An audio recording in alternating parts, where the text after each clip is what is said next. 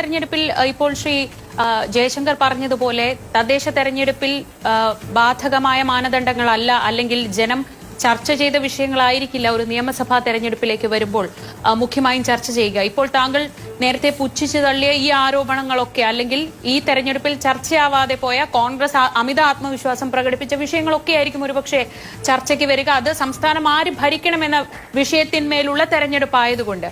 അതുകൊണ്ട് തന്നെ ഇപ്പോൾ LDF മുന്നോട്ട് വെക്കുന്ന മറ്റു ചില ചർച്ചകൾ, ഇപ്പോൾ ശ്രീ ജയശങ്കർ അദ്ദേഹത്തിന്റെ പരിമിതികൾക്കുള്ളിൽ നിന്നുകൊണ്ടാണ് അത് പറഞ്ഞത്. അദ്ദേഹം, അല്ലെങ്കിൽ അതിനൊരു പരിമിതി അദ്ദേഹം വെച്ചതാണ്.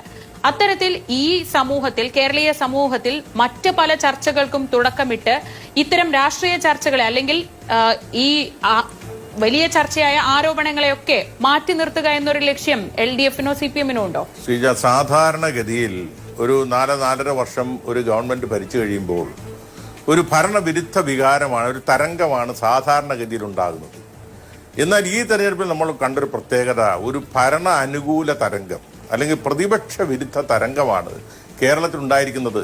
കേരളത്തിൽ ചർച്ച ചെയ്യപ്പെട്ട ഈ ലോക്കൽ ബോഡി തെരഞ്ഞെടുപ്പിലാണെങ്കിൽ പോലും കേരളത്തിൽ ചർച്ച ചെയ്യപ്പെട്ട വിഷയങ്ങളെന്ന് പറയുന്നത് കേരളത്തിന്റെ പിണറായി വിജയനായിരുന്നു ദ പോയിന്റ് ഓഫ് അട്രാക്ഷൻ. കേന്ദ്രീകൃതമായിട്ടുള്ള ഒരു കേന്ദ്ര ബിന്ദു പിണറായി വിജയൻ തന്നെയായിരുന്നുള്ള കാര്യത്തിൽ ആർക്കെങ്കിലും സംശയമുണ്ടോ? ഇടതുപക്ഷ ജനാധിപത്യ മുന്നണിയുടെ ചാമ്പ്യനായി നയിച്ചതും പിണറായി വിജയൻ തന്നെ. പ്രതിപക്ഷം ഏറ്റവും കൂടുതൽ ആക്രമണത്തിന് വിധേയനായതും പിണറായി വിജയൻ തന്നെയാണ്. അതുകൊണ്ട് പിണറായി വിജയന്റെ മുഖം തന്നെയാണ് ഇടതുപക്ഷ ജനാധിപത്യ മുന്നണിക്കുള്ളതെന്ന് ഞങ്ങൾ അഭിമാനപൂർവ്വം പറയുന്നു. പക്ഷെ ഇവർ ചെയ്തത് എന്താ? ഞാൻ ചോദിക്കട്ടെ, ഇവിടെ എന്റെ സ്നേഹിതൻ പന്തളം സുധാകരൻ പറഞ്ഞല്ലോ, ഞങ്ങൾക്ക് രോഗം മനസ്സിലായി, മരുന്നറിയാം, ചികിത്സിക്കാൻ അറിയാം, പക്ഷെ ഞങ്ങൾ പുറത്തു പറയില്ല, ഞങ്ങൾ ചികിത്സിക്കില്ല. നിങ്ങളെ സംബന്ധിച്ചിടത്തോളം, കോൺഗ്രസിനെ സംബന്ധിച്ചിടത്തോളം, UDFനെ സംബന്ധിച്ചിടത്തോളം നിങ്ങൾക്ക് തീരാ വ്യാധി പിടിച്ചിരിക്കുകയാണ്. അതൊന്നും ചികിത്സിച്ച് ഭേദമാക്കാൻ പറ്റുന്ന ഒരു രോഗമല്ലിത്. അത് നിങ്ങൾക്ക് തന്നെ. അതുകൊണ്ടാണ് എൻ്റെ സ്നേഹിതൻ പന്തളം സുധാകരൻ പറഞ്ഞത്, ഞങ്ങളത് പുറത്തു പറയില്ല. അല്ലെങ്കിൽ എന്താ, നിങ്ങൾ പൊതുജനങ്ങളോട് പറയണ്ടേ, ഞങ്ങൾക്ക് തെറ്റുപറ്റി, ശ്രീ പിണറായി വിജയൻ അനാവശ്യമായി വിമർശിച്ചത് ഞങ്ങൾക്ക് തെറ്റുപറ്റി, ഞങ്ങൾക്ക് മാപ്പ് തരണം. ഞങ്ങൾ കോവിഡിന്റെ പ്രതിരോധം ഗവൺമെന്റ് ഫലപ്രദമായി നടത്തിയപ്പോൾ, ലോകമാകെ അംഗീകരിച്ചപ്പോഴും ഞങ്ങൾ അതിനെ വിമർശിച്ചതിൽ ഞങ്ങൾക്ക് തെറ്റുപറ്റി, ഞങ്ങളോട് ക്ഷമിക്കണം. ഞങ്ങൾക്ക് ലൈഫ് മിഷൻ പദ്ധതി നിർത്തലാക്കുമെന്ന് ഞങ്ങൾ പറഞ്ഞത് തെറ്റാണ്, അതിൽ ഞങ്ങളോട് പൊറുക്കണം. ഞങ്ങൾ അധികാരത്തിൽ വന്നാൽ ഇടതുപക്ഷ മുന്നണി ഗവൺമെന്റ് നടപ്പിലാക്കുന്ന പദ്ധതികളെല്ലാം ഞങ്ങൾ നിർത്തലാക്കുമെന്ന് പറഞ്ഞത് തെറ്റായിപ്പോയി, ഞങ്ങളോട് പൊറുക്കണം എന്നല്ലല്ലോ ഇവരിപ്പോഴും പറയുന്നത്. ഇവരിപ്പോ ED കുറിച്ച് ഇപ്പൊ ഇദ്ദേഹം പറഞ്ഞു, എത്ര ബാലിശമായിട്ടാണ് പറഞ്ഞത്. ഞാൻ ചെയ്തിട്ട് കോൺഗ്രസിന്റെ ഒരു നേതാവിന് ED ഇവിടെ ഏതെങ്കിലും ഒരു ഉദ്യോഗസ്ഥനെ ചോദ്യം ചെയ്യാൻ വിളിച്ചതിനെ കുറിച്ചോ, അല്ലെങ്കിൽ ഒരു ഉദ്യോഗസ്ഥനെ കസ്റ്റഡിയിലെടുത്ത് ജയിലിട്ടതിനെ കുറിച്ചോ പറയാൻ എന്ത് അർഹതയാ ഉള്ളത്? സോണിയാഗാന്ധി ഉൾപ്പെടെ, രാഹുൽ ഗാന്ധി ഉൾപ്പെടെ, വധേര ഉൾപ്പെടെ, നമ്മുടെ തൊട്ടടുത്ത സംസ്ഥാനമായ Karnataka PCC president DK Shivakumar ഉൾപ്പെടെ EDയുടെ പീഡനത്തിന് വിധേയരായി കേസുകളിൽ പ്രതിയായി ജയിൽ അഴികൾ എണ്ണിയ പാർട്ടിയുടെ ഒരു പ്രതിനിധി ഇവിടെ വന്നിരുന്ന് ED ഒരു രാഷ്ട്രീയ, ഞാൻ ചോദിക്കട്ടെ, ഇടതുപക്ഷ ജനാധിപത്യ മുന്നണിയുടെ ഒരു രാഷ്ട്രീയ നേതാവിനെ, ഒരു മന്ത്രിയെ ED പ്രതിയാക്കിയോ? ഒരു ഉദ്യോഗസ്ഥ തലത്തിൽ പ്രതിയാക്കപ്പെട്ടു എന്നുള്ള നിഷേധിക്കുന്നു. പക്ഷെ നിങ്ങൾ പറയുമ്പോൾ നിങ്ങളുടെ കണ്ണിലെ തടിയെടുത്തിട്ട് വേണം അന്യന്റെ കണ്ണിലെ കരടെടുത്ത് മാറ്റാൻ.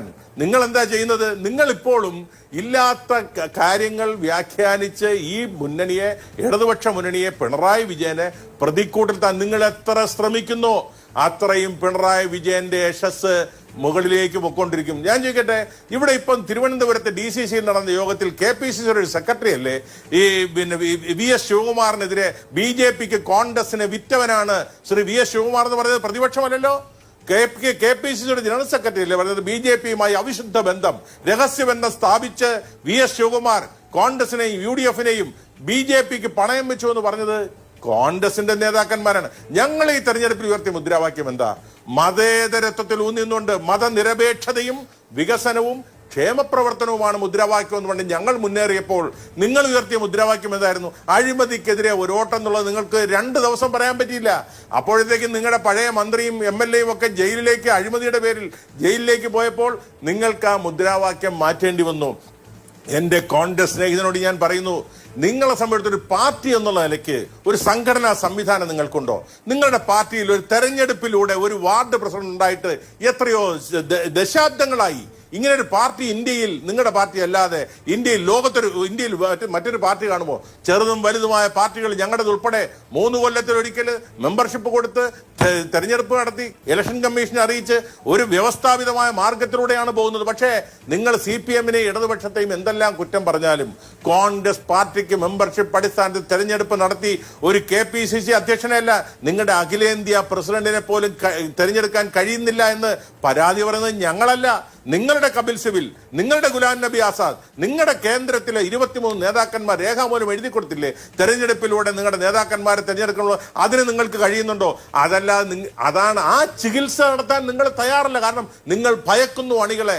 നിങ്ങൾ തെരഞ്ഞെടുപ്പ് നടക്കപ്പെട്ടാൽ പന്തളം സുധാകരൻ ഉൾപ്പെടെയുള്ള KPCC അധ്യക്ഷൻ ഉൾപ്പെടെയുള്ള നേതാക്കന്മാർക്ക് വീട്ടിലിരിക്കേണ്ടി വരും തൊഴിലില്ലാതെ.